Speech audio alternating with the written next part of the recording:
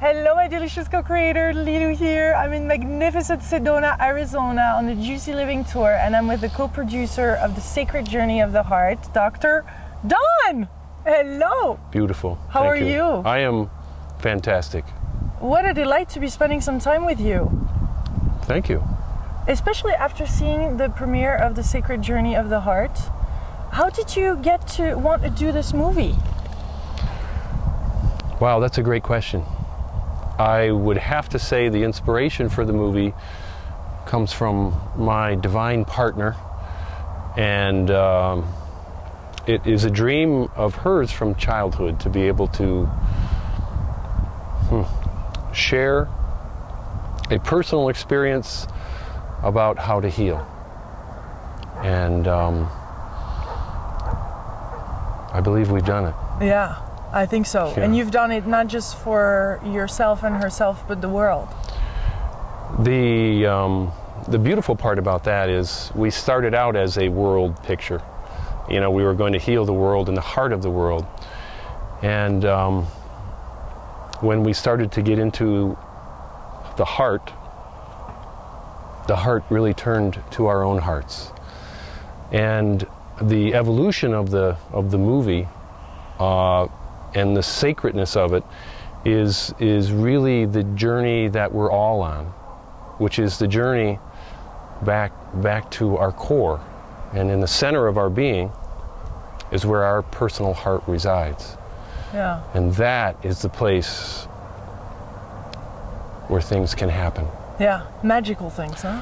When it's the thing in childhood that we get separated from somehow. The parenting and other things we learn, it's like, no, you're not, that's bad, that's wrong. All that gets programmed in our unconscious. Yeah.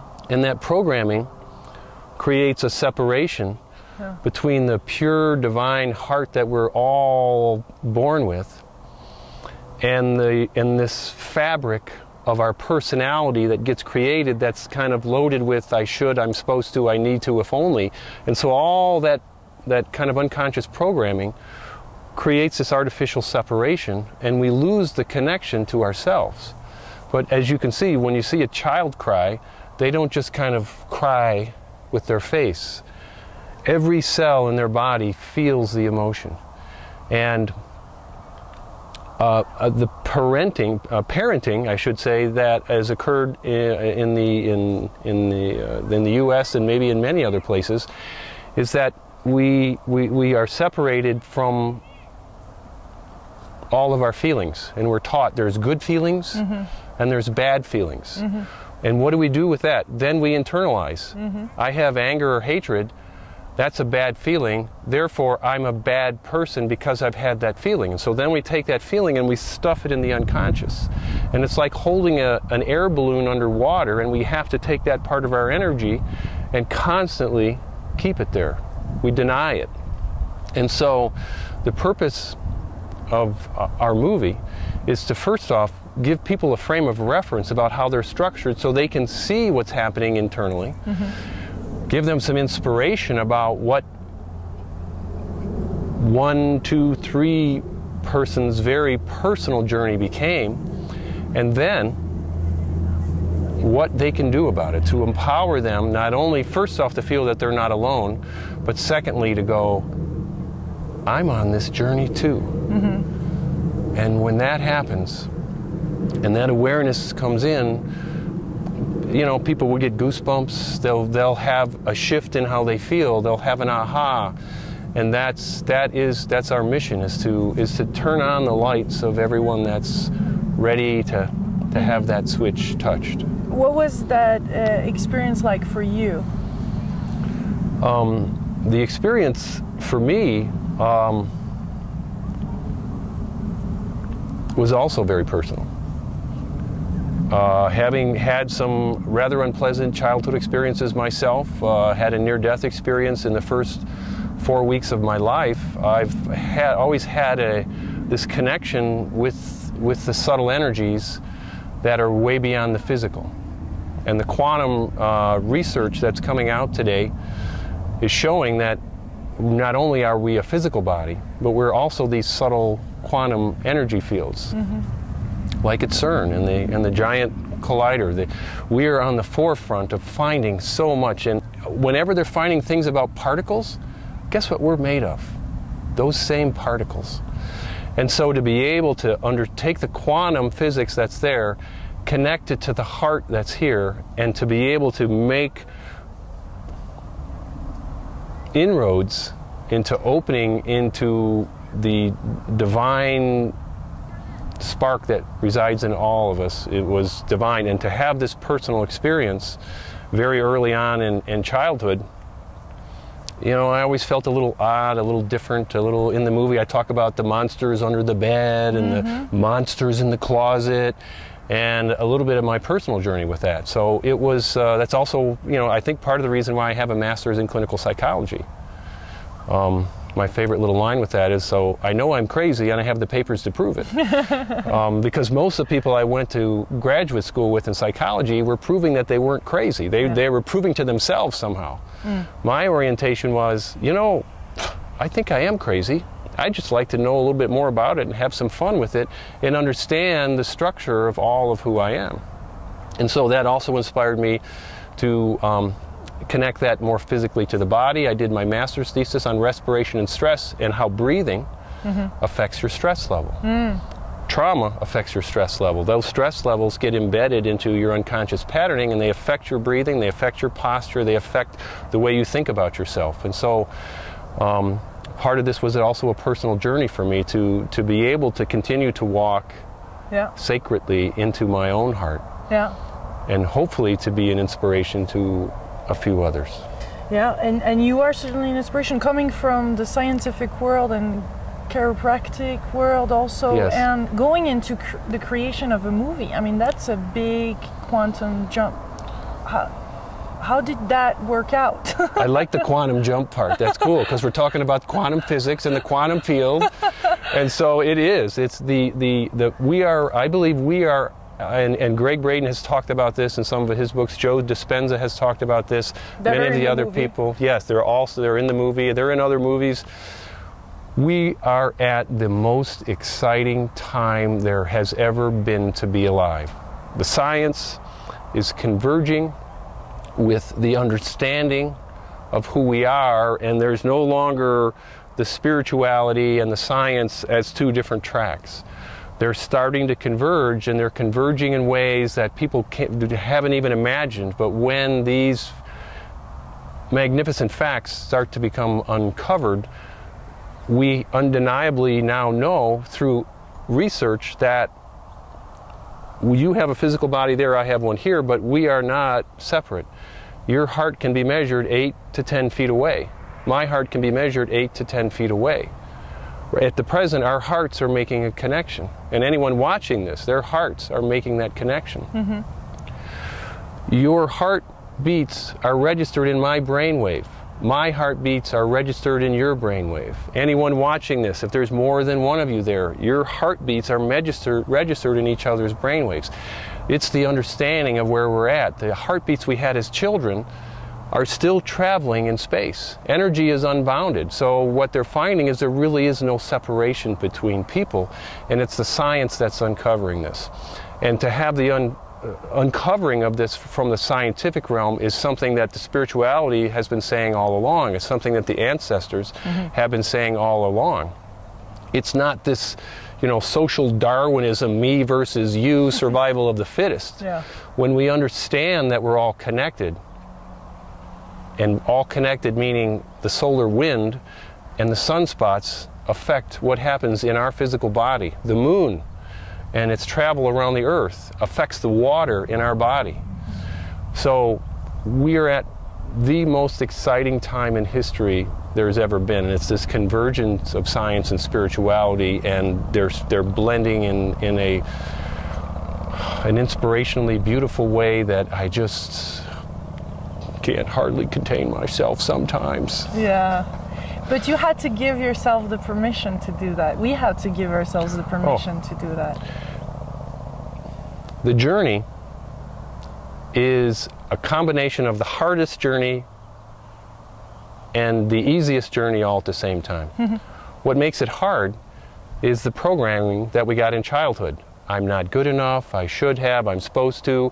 And so as we start to go into ourself, we contact all of our judgments of self and others. And so it is one of the hardest things to do because it's the place we most do not want to go. It's the scariest place. Those monsters that I saw as a child, I was able to go, you know what? Those monsters are not out there. Those monsters are in here. And so when I was able to go, let me see where these monsters really are. So I'm going, the monster's in the closet. Great. I'm turning off all the lights. I'm going in the closet. I'm going, where are you? And what I found was when I went after these external projections of my own internal fears, they kind of started running away from me. So the beauty of that was to be able to go, that means that is where, those are my fears. And if I can give myself permission to take that balloon, that air balloon out from under my unconscious, out from under the water, and I go, I am acknowledging my fears. I am accepting my fears. And I'm also loving myself. I'm also forgiving myself. And so that's what part of what we teach in the movie is to acknowledge and accept what is happening inside of us. And along with that, instead of being in the victim consciousness of judging, well, that's wrong or bad and these are bad emotions, what we're doing is we're going, yes, the rainbow has all these colors. And if you think of the rainbow as emotions, people then go, well, there's good colors and there's bad colors. That's not the way it works. They're just, every one of us has the capacity to feel everything. And so when we give ourselves permission to accept what we're feeling, and also at the same time to love and forgive ourselves, those bubbles, those balloons start to burst, and that energy comes back into our heart. Our intuition goes up, our awareness of who we are comes up, synchronicities that happen between people like you guys being here and seeing the movie and running into each other and going, we'd love that. And how beautiful Rana, she speaks French so fluently, and it's just, it was so precious to see that. It was. Yes. It touched you. Oh my God. It's touches every... What touched you about that? Well, it's interesting. It's something that you mentioned that I had seen before, but I wasn't quite able to put words to it. And when she speaks French, there's a shift. There's more heartfelt tonal qualities in her voice, her posturing. She softens her face. It's just. And to be able, my sister-in-law is from the suburbs of Paris, and she's now living in Maui with my brother, and they get on the phone and talk, and I just love to see the chemistry and hear the communication. I'm not very good in French. But you can feel the vibration. But I feel it in my heart. Just the tonal qualities, and I know when they're excited about something, and you know when something else is happening, and it's just. You know, when I was over there, they're going, Donald, we love the way you say oui. You know, and I'm like, okay, but you know, I got the feel for how important and how kinesthetic the language can be. So I was very inspired by that. How is it to be a man of the heart? It's beautiful. It's wonderful. It's for most males in our society, we're trained to lead with the head. And thanks to my early life experiences, there's a part of me that somehow learned to trust my heart and trust my intuition. And I'm very comfortable with it. I'm very grounded in it. And secure in it. I'm very secure in it, yes. Yeah, I am. I don't mind crying. Yeah. In our culture, males are not supposed to cry. Yeah. Not that I walk around weeping all the time, but you know. So maybe next movie will be on another journey with you as a man. I would love that. That would be magnificent. Yeah. Things unfold magically like that. Life is easy and just flow. when we do what we're doing, when we get out of the way, when we take these unconscious patterns of I can't and I should and I'm not, and we don't leave them stuck in our energy field, because if we leave them stuck in our energy field, they create bumpers of the love trying to get to us. They create an interrupting pattern. So as we acknowledge our feelings, accept ourselves, then the synchronicities start to happen and the road becomes profoundly inspirational, wonderfully dynamic, and serendipitous a lot of times. And then it seems like you're aligned in speaking your own truth and being comfortable with all aspects of yourself, and therefore impacting even more people around you and people listening. With even more energy coming out. Well, yes. As you clear your field, you can start to feel, and everyone has intuitive awareness. Everyone, is like, wait, I should call, and you're picking up the phone, and that's the person calling you. We're all plugged into the field. But as we remove our interference out of the chatter from our head, then the separation starts to drop away, and the journey of the heart rises in front of us. And even a tragedy is still a tragedy, but then there's connection in the heart to be able to touch someone that is potentially dying and they're going through the transition, and to be there for them as they're leaving their physical body and starting, as they kind of start to pull out and they start to manifest into this more energetic body. They, having had a near-death experience, they have that opportunity to touch both sides at the same time. So that can be one of the most profound gifts that there can possibly be. But in our Western culture, we've got to fight this and we've got to fight that, and it's like, how about let's see what does this person want for their life, and how can we honor what's occurring, and how can we make this transition for them a sacred journey for all of us, if that's what they're ready for. Because they're returning home, and they have that opportunity to touch both sides, and I know that we can do that in waking consciousness as we're sitting here together right now.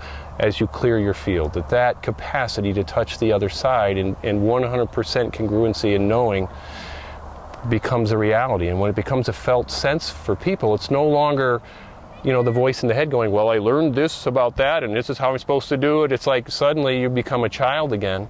You're breathing with your diaphragm, you're feeling with every cell in your body, and colors become clearer, smells become more profound, and the heart awakens. Yeah, the heart awakens. Is the healing takes place just by the fact that we open the heart, or there is really some work to do? You've got to know where you start on the map. Yeah. It's not just about walking around with an open heart, because if you have a lot of the unconscious patterning, that unconscious patterning is going to draw to you the experiences that you are embracing. I shouldn't, I'm supposed to, this is stupid, if only. So if you have that in your field, you're drawing that to you. So you can do what we like to call the spiritual bypass, which is, well, I saw this, and now I'm just going to walk around with the open heart and everything's going to be beautiful. That's a bypass. You've got to understand, it's the personal work, it's the personal journey. It's, as Rana and Colin Tipping have both said, you can't heal what you don't feel. So it's not about walking around, with your shirt open going, okay, if you stab me, it's all right. That's not what we're talking about. What we're talking about is look at the person in the mirror, look in the dark of your own eyes. That's where you start. The heart beats to itself first. It beats, and then the coronary arteries come around and hug the heart. Why is that? Because if we don't nurture our own heart first, the heart can't serve the rest of the body. If we don't nurture our own soul and spirit first, we can't nurture the rest of the world. So many people are stuck in, I'll do this for you, so that then you'll do that for me. And they have all these unconscious agreements that we learned in childhood. So the journey is the individual journey, and the journey is into the dark of your own eyes, which will lead into your own heart, and it's to see where your monsters are and to acknowledge their presence and to be there. And then to allow yourself to look in the mirror and to maybe cry about something sad that you have a memory of. But when you're crying, you can also touch your heart and go, even though I've had all of this anguish or anger or fear, I'm loving and forgiving myself now. So we take the patterning, it's a loop that gets recreated. We take this loop that is, I'm not good enough or anything, and we turn it up so it works as a vessel, and then the loop can fill with love and forgiveness for ourselves first. We have to start with ourselves first. And I like that you added the word sacred in there, because we have to take it as a sacred journey. We all have a heart. We all start somewhere. And most of us are asking, what is the purpose of life? Why am I here? Who am I? Who am I? And the answer is in the center of our being. And it's in the quantum field, it's in the energy field, it's in our memory patterns, it's in the physical field, it's through all of the layers of who we are. And so what we're doing is creating ways that people can start to practice some of these methods to journey inward. We don't want to just have them have a movie and they go, now what do I do? So we're going to have some follow-up information if people go, how can I take my journey? I'm inspired. Where do I start? Yes, I'm inspired. I felt it. And you touched me and now my heart is open. Please, what do I do next? Don't leave me here dangling. Yeah. And so we're going to have that information available as well. Good. And it should be on the sacredjourneyoftheheart.com website, and we're expanding that hopefully as we speak. Yeah, and when is the movie coming out? I believe in March. March 2011? Yes, March of this year. Perfect moment to do that. All I was born in synchronized. March. Ah, I love born it. in March. Perfect. So maybe there'll be another birth. Yes. Awesome. Awesome. Well, thank you very much for sharing your journey with us. Thank you. Thank you. Thank you. I'm honored to be here. Thanks. Bye-bye, my beautiful co-creator. If you want to see more interviews, you can check juicylivingtour.com. Much love. Bye.